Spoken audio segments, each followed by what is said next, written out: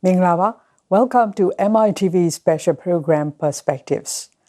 For this week, we have invited special guest of speaker Wu Ejang, who is a counselor of Myanmar Press Council, chairman of E-commerce Association of Myanmar, and deputy chairman of Myanmar Digital Economy Association of UMFCCI.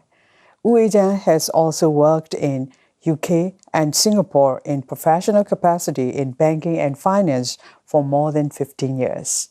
Minglawa Sia, thank you very much for our special show, Perspectives.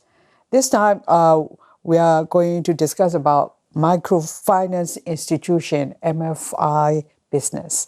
So please tell us about what is MFI and also what is the difference from other financial institutions? Well, I guess the main difference is objective, right? The MFI objective includes, as said by the government, what is a poverty alleviation, in order poverty reduction. MFI law and MFIs were created with the underlying objective to reduce poverty within the country, right? Other finance company, banks, their underlying objective doesn't include to help the poor and to eliminate the poverty in Myanmar. So as a result, the target customers, the target audience for the MFIs are also different now. Target customer becomes farmers, all these as small, super small SMEs, right? These market stalls, all this type of maybe government civil servants. So that's the things. And plus the other unique features, MFI, microfinance lending, you don't need collaterals, right? So, and the reach is, you can even reach the offices, even reach to the villages and all these things. We don't just stay in the cities. So that means to support low-income, underprivileged communities. Plus, as with all the financial institutions, we it's a licensed business under MOPF, Ministry of Planning and Finance, and plus both locals and 100% owned foreign entities can participate in this business, and plus the rules and regulations are being set by the government as it is a licensed business, and plus there will have to be regular reporting, regular half-yearly audits, and all these things. And the interest rates are also set by the government as well. So what is MFI different from other financial institutions? The just now the first one that I mentioned previously is the objective difference. Plus, if you compare the MFI with the other money lenders itself, right, other outside money lenders, right, outside in your townships and in your neighborhoods, the money lender there, these are illegal money lenders. Right, MFI, the distinct unique features are, the first, they don't need collaterals. Second, they are a licensed business with the interest rates. The interest rates are pretty low as well. It's set by the government, so it is very helpful for the poor. And as a result, the lenders and the borrowers can develop trust over each other. Rather than, you don't have to be fighting just like neighborhood. You borrow money from your neighborhood money lender or loan shark, right? If you don't pay, they'll come to your house and challenge you with a knife and all this thing. The MFI institutions, we don't have that. So that is the difference from money lenders outside. Yes. So comparing with the outside the money lenders, is it prospective or will it be functionable? There's so many MFI institutions in Myanmar. There's like more than 200. So that shows that there is a thriving sector of the financial institutions business. So how about the interest rates? Interest rate prior to 2019, right? MFIs were formed around 2013. Right, so from there until 2019, the interest rates were set at like 2.5% a month. Right, if you based on colloquial language, it's like najakwe, jakwe means 2.5% a month. Right, and then the other one is after 2019, the interest rates were reduced by the government to 2.3% a month. So right now the interest rate, the lending or the borrowing rates are at 2.3% per month, which is quite low. So, for whom is this micro lending will be suitable? Are obviously poor or the startups? Yeah, obviously the MFIs are targeted at people who want the smaller loans, right? The loans amounts are not that big. So, and so plus the borrowers, they cannot accommodate so many forms and so many admin issues and all these. They don't want to go to to the cities and queue up at the banks and, communicate, right? They want the lenders to reach to their villages and all these things. So that's the one. The key point is the borrowers, they cannot pay collaterals. They don't have collaterals. So that's the thing. And the other suitability for the borrowers is the flexibility, right? You can borrow very short time and you can repay as and when you want it. Yeah, so that's pretty good for the borrowers. So when they have to repay, is there any fixed or period? No. It's all these lending, borrowing horizons are set by the company. So some companies set for 1 year, some companies set for 6 months, right? But even within the 6 months and 1 year, if you have money or you got money from your child overseas or you got money from your selling your car or whatever, you can repay back anytime.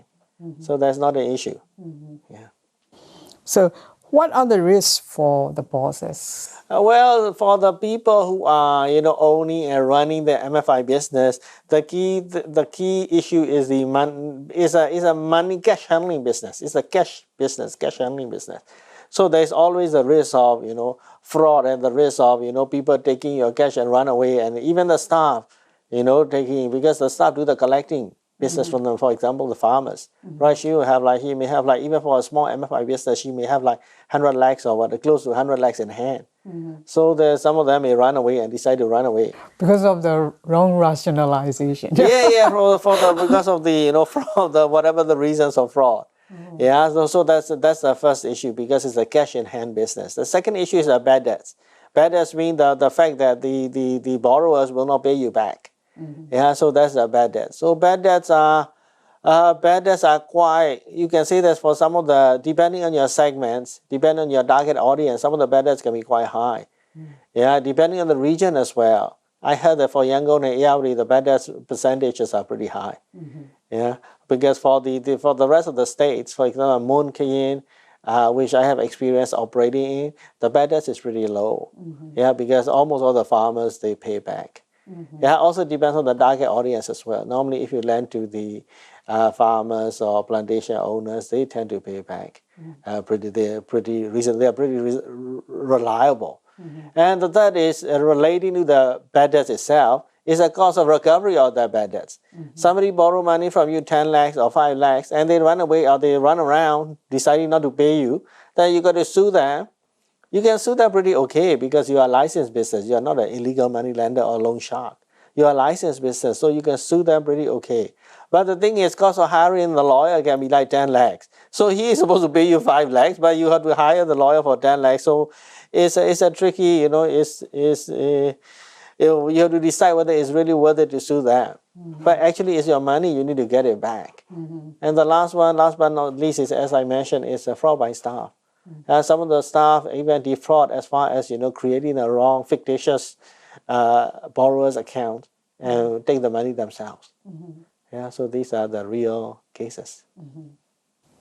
So in the long run, this is to support the sustainable development of the people, but can it be possible to achieve? Yeah, obviously it helps. It's like you're doing something good as well by going in a microfinance business. You are helping getting the farmers out of the poverty trap, right? Because if you do not have micro lending at the farmers or at the ground level, the farmers end up getting money for their fertilizers and for their seeds and all this from the loan shark, right, at a very exorbitant rate. Because outside market rate is at least 10%. Probably in the village it's about 15% a month. So compared to the micro lending rate, which is 2.3%, You know, outside in the outside market by the loan sharks, they are charging like 5 times, right? 5 times like of the official microfinance rate. So by going for microfinance, the farmers saves a lot of money, and survival, their incomes in general would have improved. So, is it a good business to be in? Yeah, obviously, if you can manage the bad debts is a key issue, because if like 30% of the borrowers don't pay you back, you're in serious trouble, right? Even if 10% of the borrowers don't pay you back, your profitability will be quite affected. So if you have to manage the bad debts properly. If you can manage the bad debts and put a control over bad debts, profitability will be there. This business is profitable business. And this is a licensed business, so you are somewhat protected. You can sue people because the judges and the lawyers and all these, also the whole system or judicial system also respects you because you are licensed given by the government. Plus, at the same time, you are helping the poor and the privileged at the same time. Yeah, so actually, some of the places that we worked before, the farmers' feedback has been because we are here, right? They are not forced to sell their paddies and rice that they produce at a very discounted rate to the traders. They can borrow at 2.3% and keep some of their produce longer until the prices comes up again. So, microfinance institution, MFI business is very beneficial for our local farmers because it is a kind of supporting income generation, so also self-employment opportunities. So, it's very interesting to learn about the MFI business. You have been watching MITV Perspectives. Thanks for joining us.